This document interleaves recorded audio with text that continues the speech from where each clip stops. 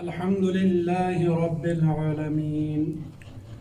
والصلاة والسلام على أشرف الأنبياء والمرسلين محمد وآله الطيبين الطاهرين. أما بعد، فقد قال الإمام حسين بن علي عليه السلام: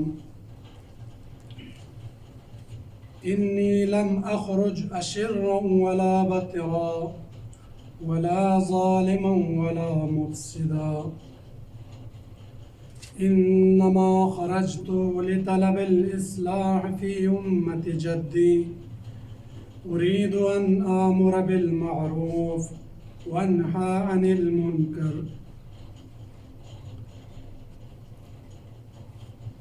ارباب عزاداران سید الشہداء، خدا تبارک و تعالی آپ کی ان خدمات کو نظر و نیاز، آپ کی عقیدت کو اپنی درگاہ میں شرف قبولیت عطا فرمائیں. آپ کی اس عظیم نہضت حسینی کے اندر ہمگام ہونے کی اپنی مدد آپ سائی کو انشاءاللہ خدا تعالیٰ اسے رسا فرمائیں، اور انشاءاللہ ہمیں اس نہضت و کاروان حسینی کے ہمراہ ہونے کی توفیق عطا فرمائیں. سید الشہداء ابا عبداللہ الحسین علیہ السلام کا قیام مقدس، جس کا ہدف سید الشہداء نے فرمایا کہ اصلاح امت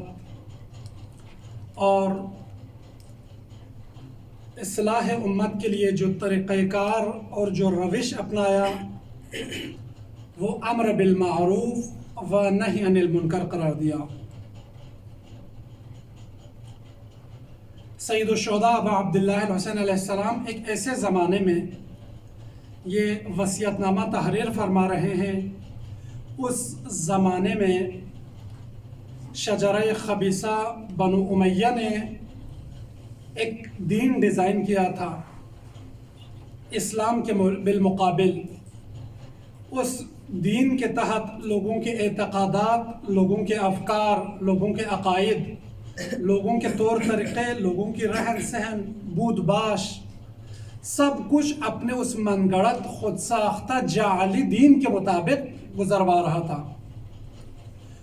وہ دین جو بنو امیہ نے ڈیزائن کیا تھا وہ شبیہ تھے اسلام کے، بظاہر اسلام سے شباہت رکھتے تھے، لیکن اس کے اندر روح اسلام، اصول اسلام، معارف اسلام اور تعلیمات و معارف قرآنی موجود نہیں تھی. اور اس وجہ سے سید الشہداء ابا عبداللہ الحسین علیہ السلام کے قیام مقدس اس بنو امیہ کے ڈیزائن کردہ دین کے پروردہ دینداروں کے لیے ہضم نہیں ہو رہا تھا.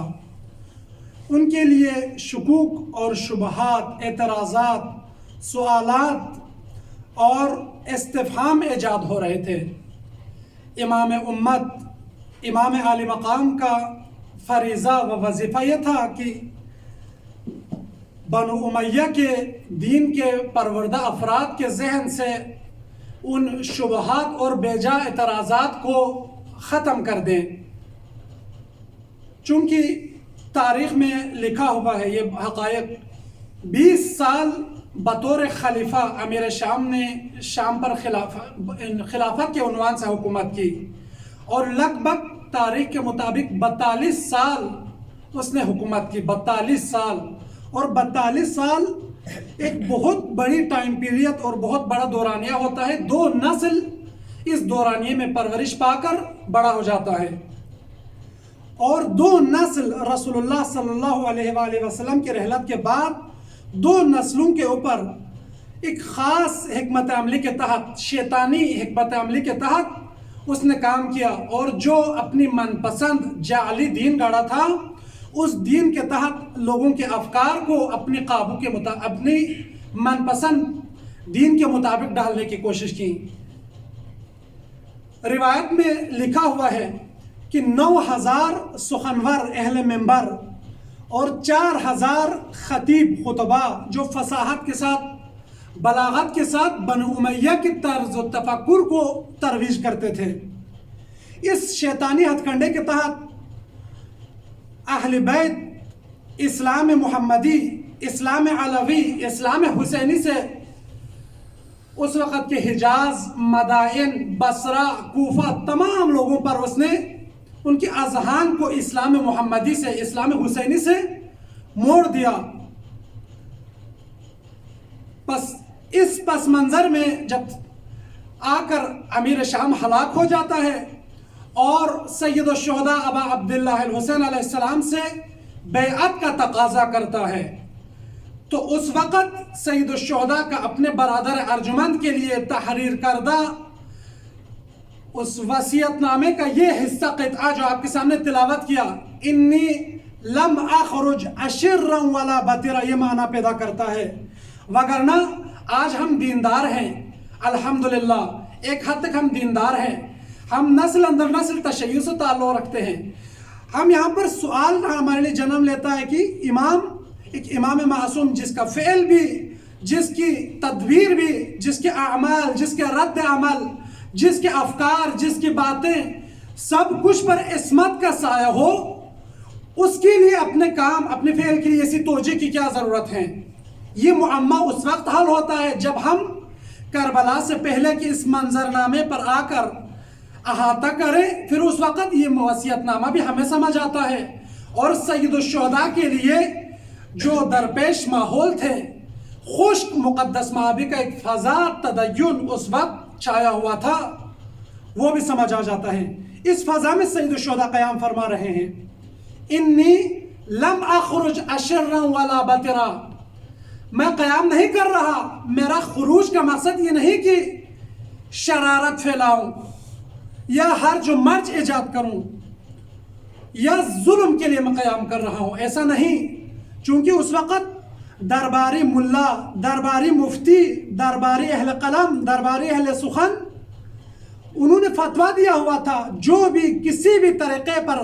برسر اقتدار آئے وہ امیر المؤمنین ہے، اور جو بھی آ کر امیر المؤمنین کے خلاف قیام کرے، خروج کرے، وہ باغی ہے اور اس کا خون بہانا جائز و واجب ہے۔ ایسے درباری بکے ہوئے، ثمن قلیل پر بکے ہوئے افراد، ثمن قلیل پر بکے ہوئے قلم اور ثمن قلیل پر بکے ہوئے زبان فراوان تھے۔ سید الشہداء اس طرز تفکر کو دھونے کے لیے، اور آج بھی یہ تفکر ہے کہ سید الشہداء پر بعض اوقات خود پاکستانی ٹیلی ویژن پر یہ ابحاث کچھ شیطانی و یزیدی تفکر رکھنے والے آ کر چھیڑتے ہیں کہ یزید کلمہ گو تھا، معاذ اللہ امام نے قیام کیا، آ کر وہاں پر یہ 1400 سالہ واضح و شفاف تاریخ پر پھر الجھانے کی کوشش کرتے ہیں۔ لیکن واضح ہے اس وصیت نامے میں، انی لم اخرج اشرا ولا بطرا ولا ظالما ولا مفسدا، میں فساد پھیلانے کے لیے نہیں نکل رہا۔ کوئی یہ نہ سوچے کہ میں نکل رہا ہوں، چونکہ اس وقت یہ سید الشہداء پر، حضرت مسلم بن عقیل پر یا بہت جو بڑے بزرگان ہیں ان کی طرف سے سید الشہداء پر دباؤ ڈالنے کی کوشش کی، اور یہ کہنے کی کوشش کی سید الشہداء نے امت اسلامیہ کے اندر جو ایک انسجام، اتحاد، اتفاق قائم ہے اس کو توڑنے کی کوشش کی ہے۔ اور یہی تفکر آج ہم اپنی متاسفانہ سرزمین پاکستان پر مشاہدہ کرتے ہیں۔ جو اسلام ناب محمدی، جو نظام امامت، جو روح اسلام کا پیغام لے کے جائیں، جو نظام ولایت کا پیغام لے جائیں، جو امت کو طاغوتیت اور یزیدیت سے نکال کر حسینیت کی طرف لانے کی کوشش کریں، وہاں پر یہی منطق عیناً جو بنو امیہ کا طرز تفکر ہے، وہ کہتا ہے کہ یہ بندہ آ کر تشیع میں تفرقہ اندازی کر رہا ہے۔ وہ تشیع جو سب آ کر ایک باطل نظام پر اکٹھا ہوا ہے، اس میں تفرقہ ایجاد کرنے کی کوشش کر رہا ہے۔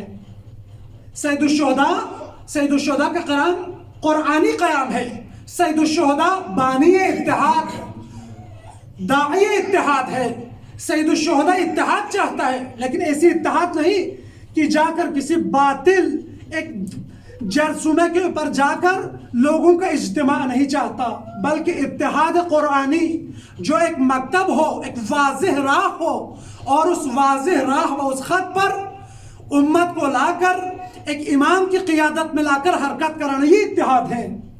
ہر باطل جمگٹھے کو اتحاد نہیں کہا جاتا۔ آج یہ مغالطے متعدد ہم سنتے ہیں،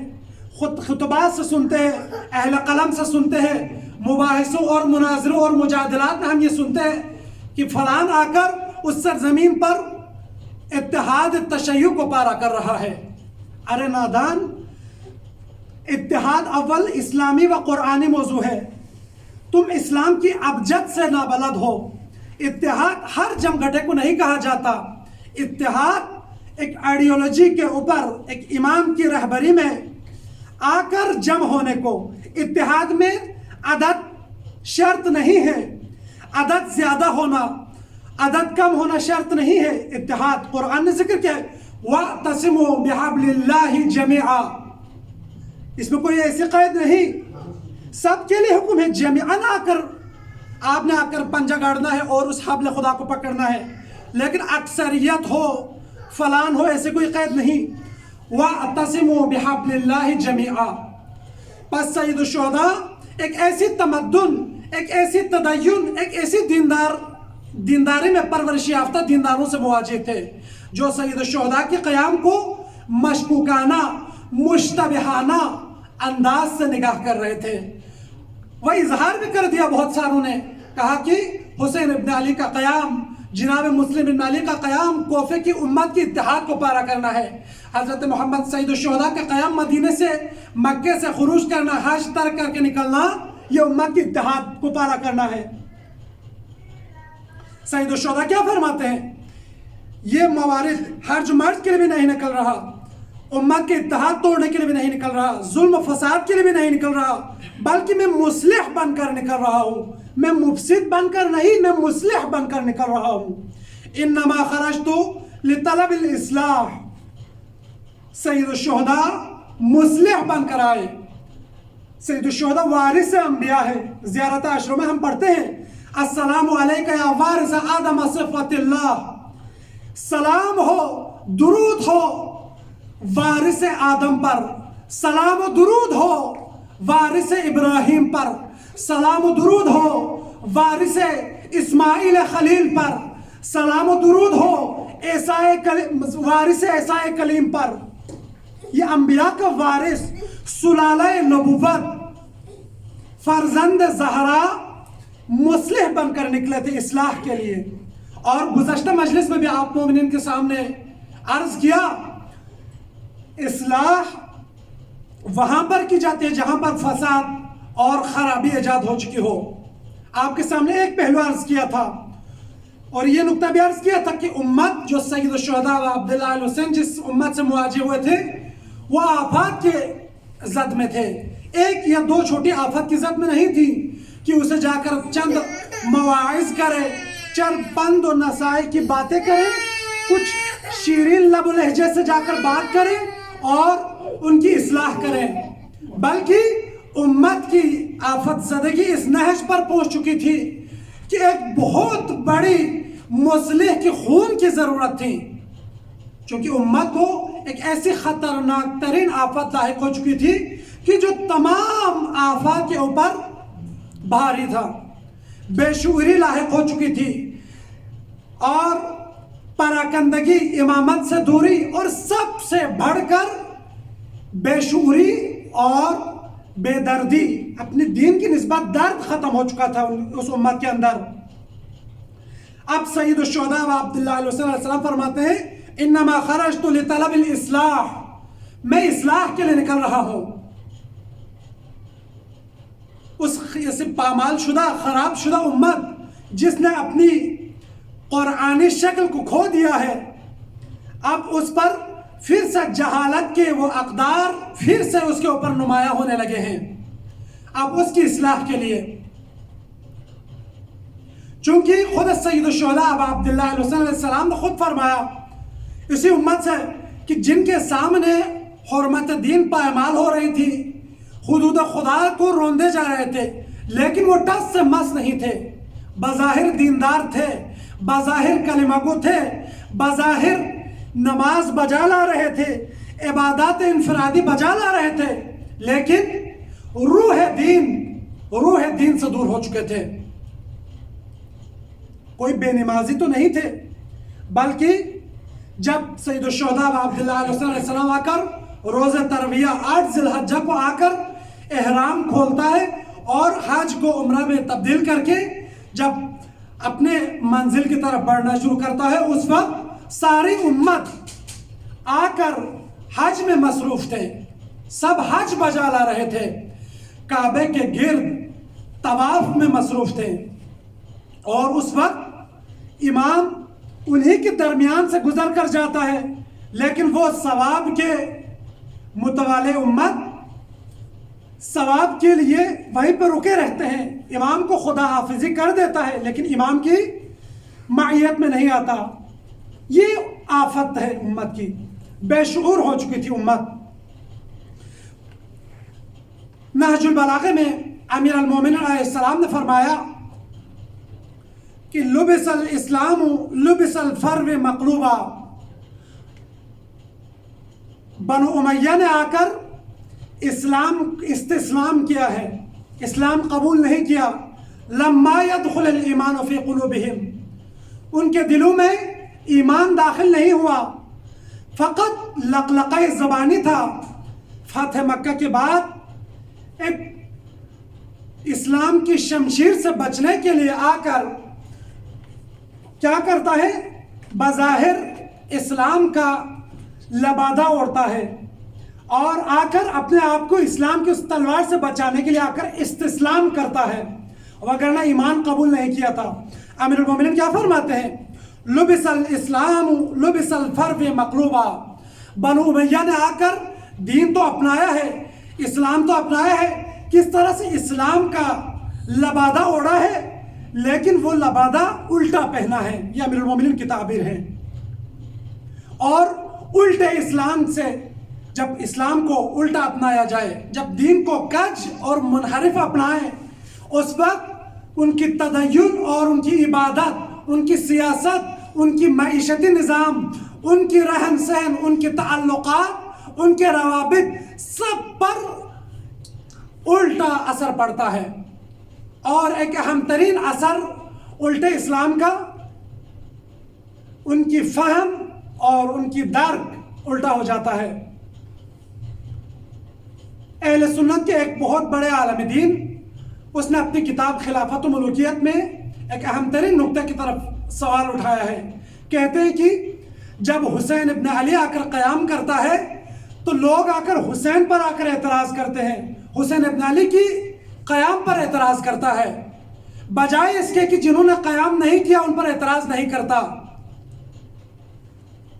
اس حدیث کے جو آپ کے سامنے تلاوت کیا، یہاں سے بھی یہ مطلب حاصل ہوتا ہے کہ جب ان کی فہم، جب اسلام کو الٹے طریقے سے اپنایا جائے، جب الٹی دینداری اپنائے، اس وقت اعتراضات تو ہر انسان کا حق ہے، لیکن جب الٹی فہم ہو جائے اس وقت ان پر اعتراض نہیں کرتا جو سلالہ نبوت کی ہمراہی نہیں کی، جنہوں نے آ کر مشورے دیے،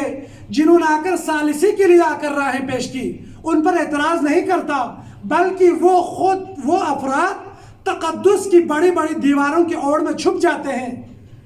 سوال آتا ہے الٹی دینداری کا سید الشہداء پر، کہتے کہ جب سب نے آ کر یزید کی بیعت کی تو حسین ابن علی نے کیوں بیعت نہیں کیا؟ جب سب نے آ کر یزیدیت اور طاغوتیت کو قبول کر لیا، حسین ابن علی نے آ کر کیوں قبول نہیں کیا؟ یہ الٹی اسلام اور الٹی دینداری کا نتیجہ ہے۔ جب اسلام کو اسی کے منبع سے نہ اپنائے، اسلام کو اسلام کے گھاٹ سے، اس مشرب سے اور اس شریعہ سے اگر اخذ نہ کرے، اس وقت انسان امام معصوم محافظ شریعت پر اعتراض کرتا ہے، اور وہ اعتراض اور وہ سوال سمجھنے کے لیے نہیں کرتا، بلکہ وہ سوال اس لیے کرتا ہے چونکہ باقی سب نے نہیں کیا، آپ نے ایسا اقدام کیوں کیا؟ خود سید الشہداء یہی فرماتا ہے کہ اس وقت کیا حالت تھی؟ لم يبقى من الاسلام الا كسبابة الاناء، میں ایسے زمانے میں قیام کر رہا ہوں کہ اسلام کی ظرف الٹ دی گئی ہے، اسے الٹ دیا گیا ہے، اور جب کسی ظرف کو آپ الٹ دیں تو اس کی ظرف کے اندر جو مایہ اور جو پانی یا جو کچھ اس ظرف کے اندر ہے وہ مظروف جب الٹ جاتی ہے تو اس کی تہ میں جو تری بچ جاتی ہے۔ اسلام فقط اتنی حد تک بچی ہوئی ہے، اسلام کے ظواہر بچے ہوئے ہیں، ظاہری رسومات بچا ہوا ہے، روح اسلام الٹ چکی ہے۔ اور یہی وجہ تھی، روایت میں موجود ہے، بالامامت تمام الصلاۃ، بالامامت تمام الحج، بالامامت تمام الصوم۔ روزہ دار کی روزہ اس وقت تکمیل ہوتی ہے کہ جب روح دین ہو، امامت کے سائے میں آئے، وہ روزہ رکھے، وہ روزہ ہوتا ہے، وگرنہ وہ فاقہ ہوتا ہے، ایک بھوک ہوتی ہے، ایک عادت اسے بے چین کر دیتی ہے۔ سب روزہ رکھ رہے ہیں، سب فاقہ کشی کاٹ رہے ہیں، میں بھی فاقہ کشی کاٹوں، سب اپنے پیشانی کو سجدگاہ سے ٹکرا رہے ہیں، میں بھی جا کر ٹکراؤں، یہ عادت ہے۔ اگر امامت کے سائے میں نماز نہ ہو، امامت کے سائے میں اگر حج نہ ہو تو وہ حج نہیں، فقط چکر ہے، وہ نماز نہیں، وہ ٹکر ہے۔ امام فرماتے ہیں لم یبق من الاسلام الا کصبابۃ الاناء، اسلام کی اس ظرف سے روح اسلام کو الٹا دی گئی ہے، اسے گوشہ نشین کر دیا گیا ہے، اور اس کے تہ میں فقط کچھ ظاہری اعمال اور رسومات بچا ہوا ہے۔ بس سید الشہداء فرماتے ہیں میں اصلاح امت کے لے جا رہا ہوں، یہ موارد یہی ہے۔ اصلاح فقط یہ نہیں کہ کوئی بندہ جا کر مثلا بد زبانی کرتا ہے، یا کوئی شخص جا کر ظاہری وہ اپنے انفرادی کوئی نقص والی عیب والی کام کرے تو ہم جا کر وہاں پر موضع گیری کر لیں، لیکن جو بڑے بڑے جرائم، بڑے بڑے منکرات نظر نہ آئے، امر بالمعروف و نہی عن المنکر، خود سید الشہداء فرماتے ہیں سب سے بڑا منکر حکومت طاغوت ہے، اور حکومت طاغوت کے سامنے آداب دینداری، آداب دین اسلام، سید الشہداء کیا فرماتے ہیں؟ سید الشہداء خود رسول اللہ سے روایت نقل کرتے ہوئے فرماتے ہیں من رعا سلطانا جائرا، اگر کوئی دیکھے ایک سلطان جائر جو امامت کی جگہ پر آ کر غصب کر کے بیٹھا ہوا ہو، جس نے جور اور ظلم کر کے آ کر امامت کے منصب کو غصب کیا ہوا، اگر آپ دیکھیں مستحلا لحرم اللہ، اور ان محللات الہی کو آ کر حرام کرے، جن چیزوں کو خدا، شریعت، نبی اور امام نے آ کر حلال کی ہے انہیں آ کر حرام کرے، اور جن چیزوں کو شریعت نے آ کر حرام کی ہے وہ آ کر حلال کرنا شروع کر لے، وہاں پر اگر دیندار خاموش اور ساکت بیٹھے، کلمہ حق ادا نہ کرے، کلمہ حق یعنی آپ اپنے وجود کے ساتھ جا کر، کلمے سے مراد فقط تلفظ نہیں، کلمے سے مراد آپ کا وہ فعل، آپ کی وہ مؤثر اقدام جو جا کر اس طاغوت کو لگام دے سکے، اس طاغوت پر اثر انداز ہو سکے، اس ظالم و جابر کے اوپر ایک رعب اور ایک دبدبہ، ایک دیندار اور ایک متدین کا، اس کی تدین، روح تدین کا اظہار ہونا، وہاں پر سید الشہداء فرماتے ہیں کلمہ حق ادا کرے، وہاں پر کلمہ حق۔ اگر آپ کی بول، آپ کی جو گفتگو اس سلطان جائر پر، اس نظام طاغوت پر اگر اثر انداز ہو تو آپ اسی لب و لہجے میں جا کر اس پر دباؤ ڈالے، اس کے خلاف مزاحمت کا آغاز کرے۔ اگر نہیں اگر زبان سمجھنے والا نہ ہو، پھر آپ اپنے وجود سے ہر وہ قدم کلمہ ہے کہ جو جا کر اس طاغوت پر وہ رعب اور وہ دبدبہ قائم کرے کہ وہ باز آ جائے، حرمات محرمات الہی کی پاسداری کرے اور اس غاصب جگہ پر سے دستبردار ہو جائے۔ سید الشہداء دیندار کو یہ دینداری اور آداب دینداری سکھاتا ہے۔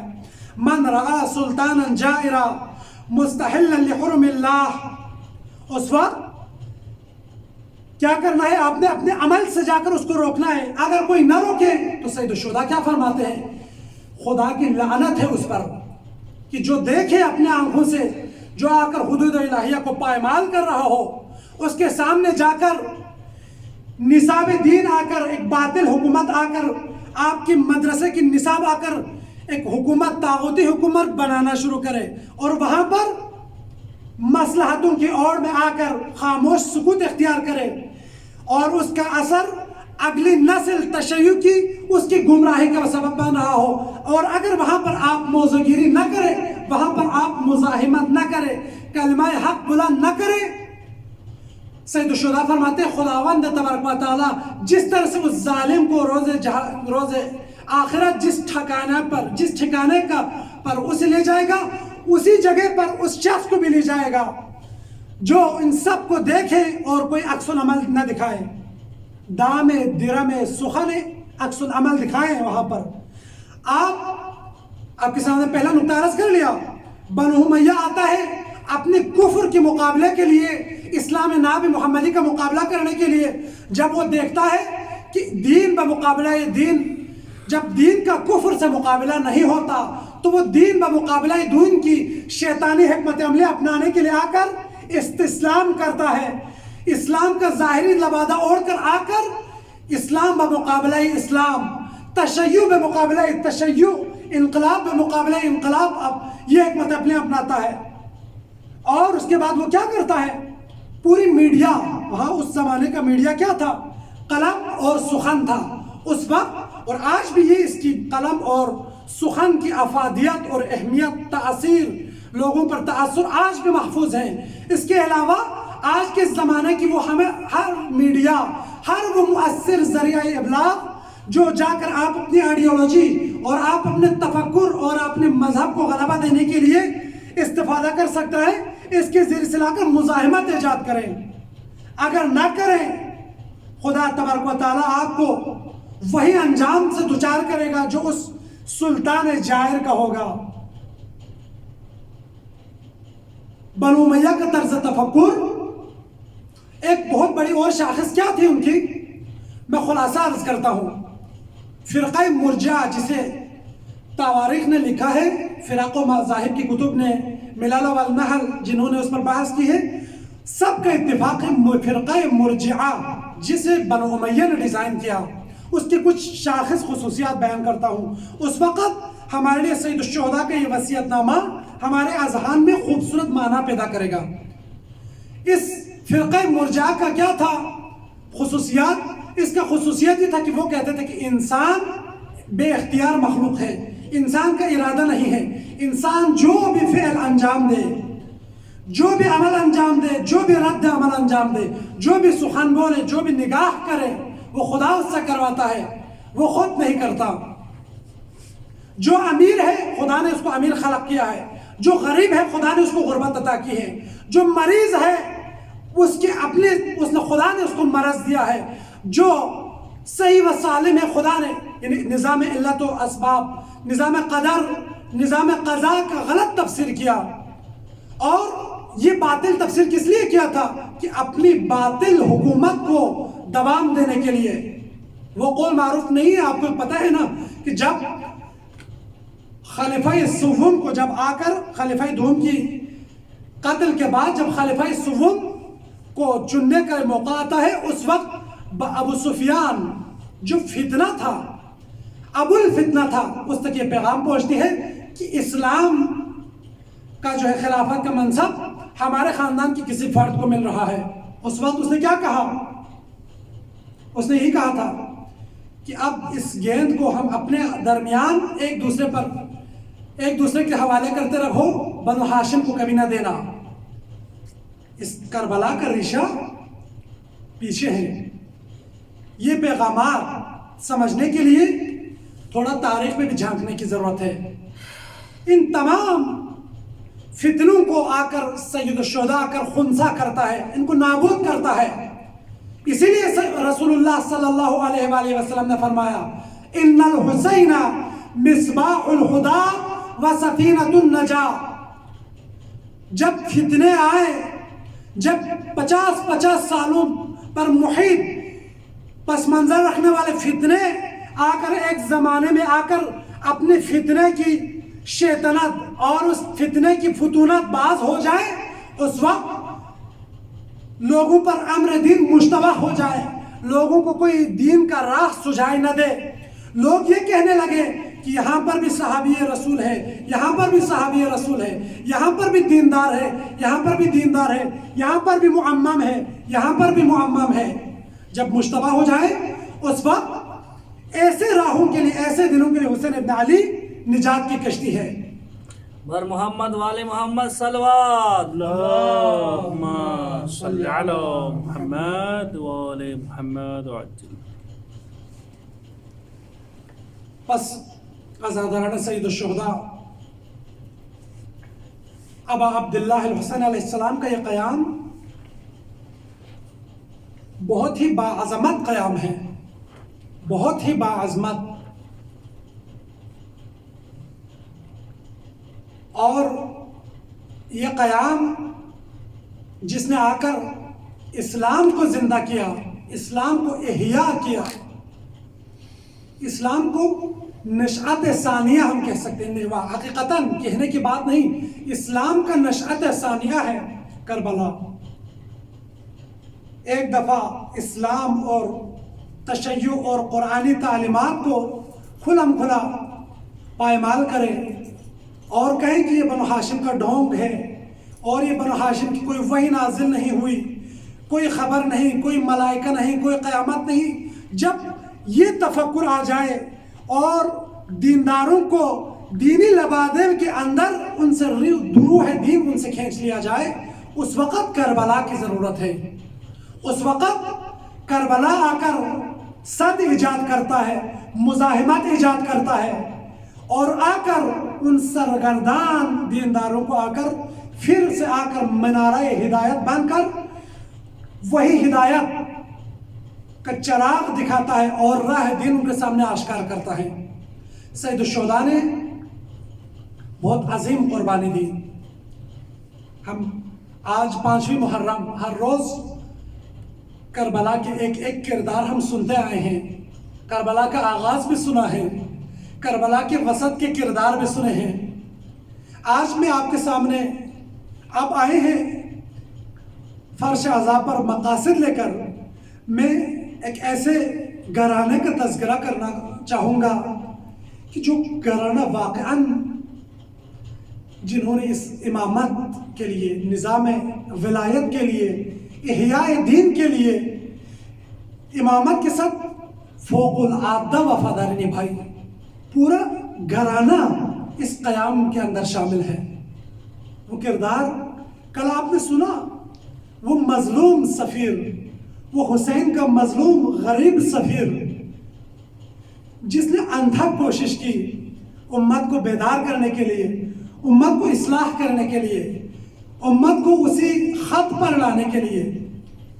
اور وہ شہید ہو جاتا ہے۔ قافلہ حسینی مکے سے روانہ ہو رہا ہے اپنے مقصد کی طرف۔ کتب تواریخ اور کتب مقاتل نے یہ منظر لکھا ہے کہ سید الشہداء کی سربراہی میں وہ قافلہ عشق مسلسل بڑھ رہا ہے۔ جب کوفہ کے دوراہے پر پہنچتا ہے، دو راہروں ادھر سے آ رہا تھا، سید الشہداء انہیں روک کر ان سے پوچھتا ہے، استفسار کرتا ہے،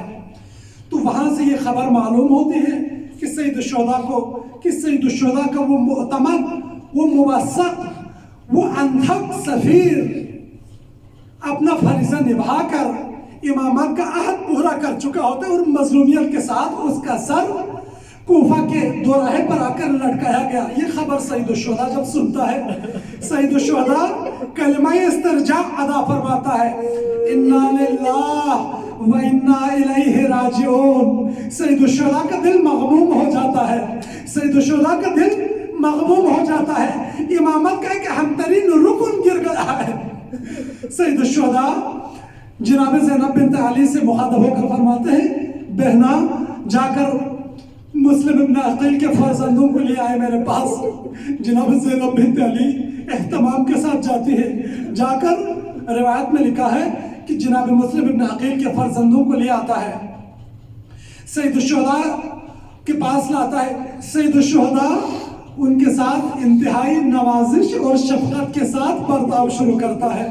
انہیں محبت کے ساتھ اپنے گود میں بٹھاتا ہے اور اس کے بعد انتہائی پیار کے ساتھ شفقت بھرے انداز سے ان کے سروں پر دست شفقت پھیرنا شروع کرتا ہے۔ وہ مسلم کے فرزند تھے، وہ صاحب فراست تھے، وہ بہت ہی زرک خاندان سے تعلق رکھتے تھے۔ دونوں فرزند نے اس امر کو بھانپ لیا اور کہنے لگے، امو جان آپ ہمارے ساتھ ایسے رویے سے برخورد کر رہا ہے کہ جس طرح سے کسی یتیم کے ساتھ آپ برخورد کر رہا ہے۔ عزادارو،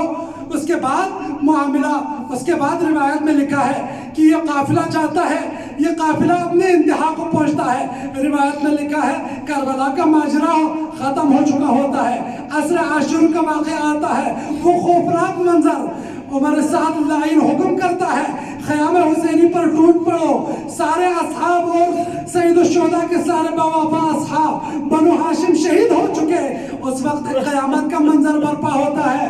روایت میں لکھا ہے جب سب لعین آ کر خیام کی طرف بڑھنا شروع کرتا ہے، آگ آتش کے ساتھ آ کر خیام پر آ کر ہجوم کرتا ہے، جناب زینب بنت علی جاتی ہے، جا کر امام مظلوم سید الساجدین کی امامت کا پہلا فتویٰ استفسار کرتی ہے۔ سید الساجدین سے پوچھتی ہے، یا امام ہمیں ہمارا وظیفہ بیان کر دیجیے کہ آیا ہم اسی جلتے ہوئے خیام میں جلتے ہوئے مر جائے یا یہاں سے جان بچاتے ہوئے نکلیں؟ سید الساجدین کیا فرماتے ہیں؟ امامت کا پہلا فتویٰ فرماتے ہیں کہ آپ سب پر واجب ہے کہ اپنی جان بچائے۔ سید جناب زینب بنت علی یہ فتویٰ تمام مخدرات اور بچوں کو فرماتی ہے، سب اپنی جان بچاتے ہوئے نکلنا شروع کرتی ہے۔ ایک قیامت کا منظر ہے، کسی بیوی کی دامن پر آگ لگی ہوئی ہے، کسی کی چادر چھن رہی ہے، کسی کے کانوں سے گوشوارے چھینے جا رہے ہیں۔ عزادارو، قیامت کا منظر تھا۔ روایت میں لکھا ہے سب اپنی جان کے لانے پڑے ہوئے بھاگ رہے ہیں اور شام غریبان کا منظر آتا ہے۔ روایت میں لکھا ہے جناب زینب بنت علی سب اپنے لواحقین کو لا کر ایک خیمے میں جمع کرتی ہے، دیکھتے ہیں وہاں پر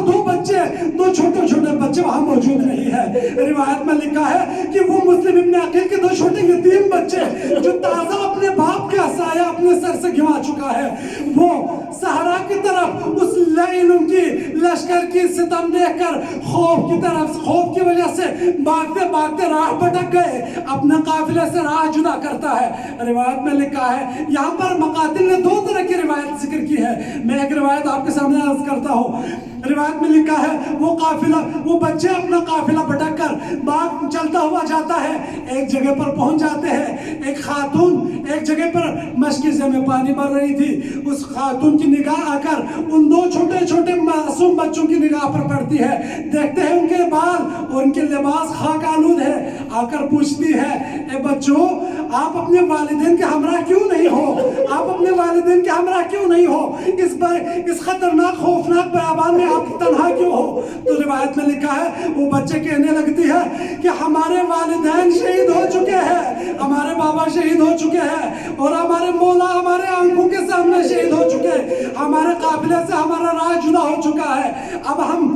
اپنے مدینہ جانا چاہتے ہیں۔ روایت میں لکھا ہے وہ مخدرہ کنیز اہل بیت تھی، اہل بیت کی محبت رکھنے والی تھی، وہ خاتون ان بچوں کو لے کر اپنے گھر میں لے جاتی ہے۔ روایت میں لکھا ہے کہ اہتمام کے ساتھ لا کر انہیں کھانا لے آتی ہے، بچوں کو پیش کرتی ہے، بچے کھانا تناول نہیں فرماتے، ٹھنڈا پانی لے آتا ہے۔ روایت میں ہے کہ وہ بچے مغموم ہو کر پیتے نہیں ہیں، کہتے ہیں کہ ہمارے سامنے ہمارے 6 ماہ علی اصغر پیاسا شہید ہوا ہے، ہم کیسے سیراب ہو؟ روایت میں لکھا ہے، ایک اور روایت ہے کہ یہ بچے 1 سال ابن زیاد لعین کی قید میں رہتا ہے اور اس کے بعد ایک خاص حکمت کے تحت اس زندان سے فرار ہوتا ہے اور آ کر اسے خاتون کے ہاتھ آتی ہے، وہ خاتون ان بچوں کو اپنے گھر لے جاتی ہے۔ وہ خاتون اتفاقاً اس کا شوہر یا اس کا بیٹا ابن زیاد کے لشکر سے تعلق رکھتا تھا، وہ رات کو گھر آتے ہیں، آ کر دیکھتا ہے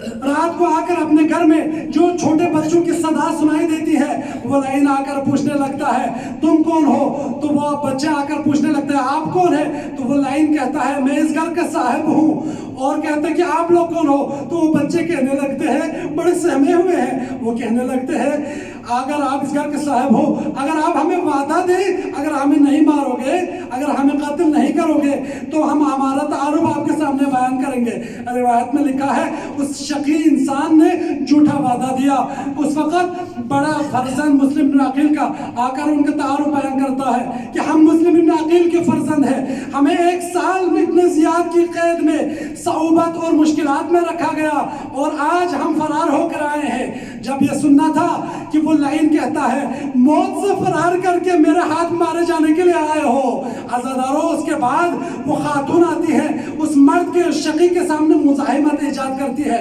لیکن وہ شقی مرد پرواہ نہیں کرتا، اپنے غلام کے ہمراہ ان 2 چھوٹے چھوٹے معصوم بچوں کو لے کر نہر فرات کی طرف، دریائے فرات کی طرف بڑھنا شروع کرتا ہے۔ روایت میں ذکر ہے کہ وہاں پر پہنچتا ہے، وہ شقی انسان آ کر اپنے غلام کو حکم دیتا ہے کہ ان 2 چھوٹے بچوں کا سر قلم کرو۔ وہ غلام اپنے قبضہ شمشیر پر ہاتھ رکھ کر نیام سے شمشیر کو نکالتا ہے، جب جو ہی اشارہ کرنے لگتا ہے مسلم کے فرزند کہنے لگتے ہیں اے مرد، آپ کی شکل اور قیافے سے آپ حبشی لگتے ہو، آپ بلال حبشی کی قبیلے سے لگتے ہو، لگتا ہے آپ محمد رسول اللہ کے ماننے والے ہو۔ جو یہ سننا تھا وہ غلام کہنے لگتا ہے جی میں محمد کا کلمہ پڑھنے والا ہوں۔ وہ فرزند کہنے لگتے ہیں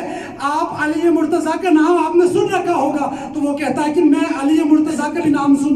سنا ہوا ہوں۔ اس وقت وہ کہتے ہیں کہ ہم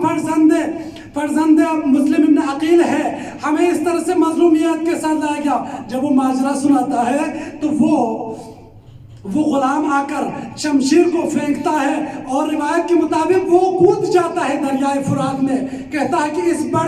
اس بڑی شقاوت کے مرتکب میں نہیں ہوں گا۔ اس کے بعد اس کے بیٹے کو شمشیر تھماتا ہے، وہ بھی اسی طرح سے راہ فرار اختیار کرتا ہے۔ روایت میں لکھا ہے آخری شہادت کا منظر قریب آتا ہے، وہ غضب کا منظر قریب آتا ہے، وہ لعین خود آگے بڑھتا ہے اور ان بچوں سے کہتا ہے اب آپ دونوں کی شہادت میرے ہاتھوں ہوگی۔ اس وقت وہ دونوں فرزند کہنے لگتے ہیں اے لعین، اگر آپ ہمیں شہیدی کرنا چاہتے ہیں تو ہمیں تھوڑی سی اجازت دیجیے، ہم مختصر 2 رکعت نماز ادا کریں گے اور اس کے بعد بے شک ہمیں مار دو۔ روایت میں لکھا ہے 2 چھوٹے فرزند مسلم کے یتیم دریائے فرات پر وضو کرتے ہیں، وضو کے بعد آ کر روبہ قبلہ ہو کر نماز ادا کرتا ہے اور اس کے بعد سجدے میں جا کر گڑ گڑاتے ہوئے خدا سے دعا فرماتے ہیں لا الہ الا انت سبحانک یا احکم الحاکمین، اے فیصلہ کرنے والے ہمارے اس لعین کے درمیان تو ہی فیصلہ فرما، ہم بے گناہ بچوں کا خون یہ کرنے والا ہے۔ اور اس کے بعد بڑا فرزند اس لعین کی طرف بڑھتا ہے اور اس سے آ کر کہنے لگتا ہے کہ میں بڑا بھائی ہوں، پہلے مجھے قتل کرو، میں اپنے آنکھوں کے سامنے اپنے چھوٹے بھائی کا قتل دیکھنا نہیں چاہتا۔ چھوٹا بیٹا آ کر آگے بڑھتا ہے اور کہنے لگتا ہے اے شقی انسان، میں پہلے اپنے بھائی کی شہادت دیکھنا گوارا نہیں کرتا، پہلے مجھے شہید کرو، اس پر